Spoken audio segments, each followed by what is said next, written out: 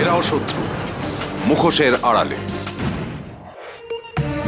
এরপরে বলবি তুই কি জানিস না? এরপরে বলবি কি জানিস না? সত্যি বলছি আমি জানি না স্যার।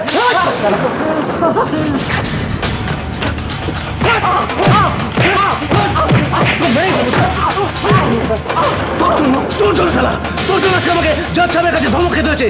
তোর জন্য শালা নজর কাছে ঝাঁকে হয়েছে। তোর জন্য মেয়েটার জামিনে ছাড়া রেখেছে। তোকে ছাড়ে ফেলবো।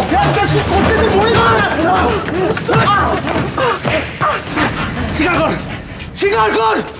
বলছি স্যার, বলছি স্যার, বলছি স্যার আমাকে 20,000 টাকা দিয়ে একটা ফাইল সরবার জন্য বলেছিল।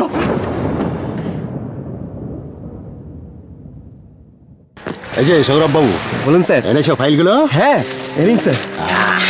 আচ্ছা, সুমিত মুখার্জির সব কটা ফাইল এতে আছে তাই তো? একটাই ফাইল স্যার। স্যার কেউ জানতে পারবে না তো? আরে পঞ্চু ধর আমার নাম, ভূতের বাপেও জানতে পারবে। আর আমার সামনে ফাইলটা চালিয়ে দিলেন। অবিদ্যা, আরে পঞ্চু বাবু, আসুন আসুন আসুন আসুন, আপনার জন্যই তো আমরা অপেক্ষা করছিলাম। সকাল সকাল ডেকে পাঠালেন, এনি প্রবলেম? প্রবলেম মানে প্রবলেমই প্রবলেম। এই নিন পঞ্চু বাবু, আপনার ছুচোকে আমি আপনার হাতে তুলে দিলাম, যান। Sir, I think I should leave now. আপনি আমায় 3 দিন সময় দিয়েছিলেন। 12 ঘন্টার মধ্যে আমি আসামিকে হাজির করেছি। Any more order sir? আজ কোনো টিএসপি নয়, কোনো সিআইডি অফিসার নয়, তোর নদা তোর কাছে হাত জোড় করে ক্ষমা চাইছে। ক্ষমা করবি না? এই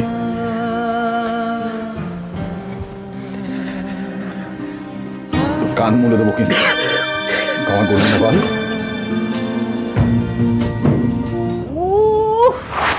বাবারে কি জোরে লাগলো! উফ, কি বদমাইশ ছেলে! আমার এই বদমাইশ ছেলে, তাক করে আমার পায়ে বলটা মারলি! এদিকে আয়, এদিকে আয়। দাঁড়া, তোকে আজকে আমি দেখাচ্ছি মজা। আমি সত্যি বলছি, আমি ইচ্ছে করে মারিনি। খেলতে খেলতে আমার বলটা তোমার কাছে চলে এসেছে। আমি কোনো কথা শুনবো না, আমি যাচ্ছি তোর মার কাছে। দাঁড়া, তারপর আমি মাকে বললো না, আমি তোমার পায়ে ম্যাসাজ করে দিচ্ছি।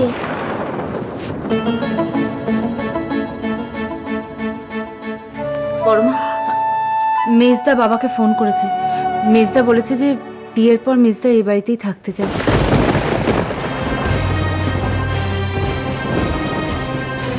তাই বাবা আপনাদের পারমিশন চেয়েছে। অবশ্য বাবা বলে দিয়েছে যে এটা তখনই সম্ভব যখন মেজ বৌদি হবে। বড় মা, আমি কি করে সিদ্ধান্ত নেব? এটা আপনাদের বাড়ি, আপনারা যা ভালো বুঝবেন আপনারাই সিদ্ধান্ত নিন। দেখুন বলো, আমরা তো সিদ্ধান্ত নিতেই পারি, কিন্তু এখানে তো সুমিতের নামটা জড়ানো রয়েছে না, তাই হয়তো উনি তোমার কাছ থেকে জানতে চাইছেন।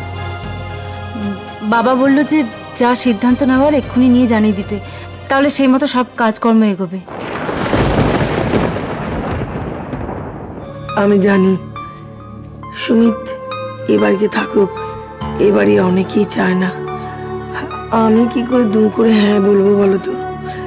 তুমি একটা কাজ করো না, বাড়ির সকলের সঙ্গে কথা বলো, সবাই যা বলবে আমি হ্যাঁ বলবো। না,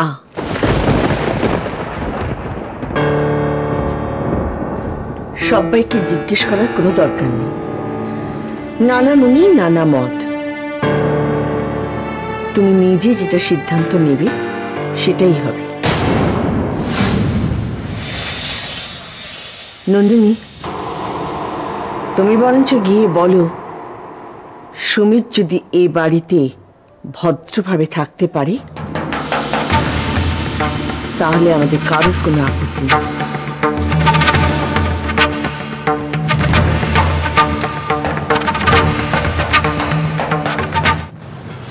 এরাও শত্রু, মুখোশের আড়ালে।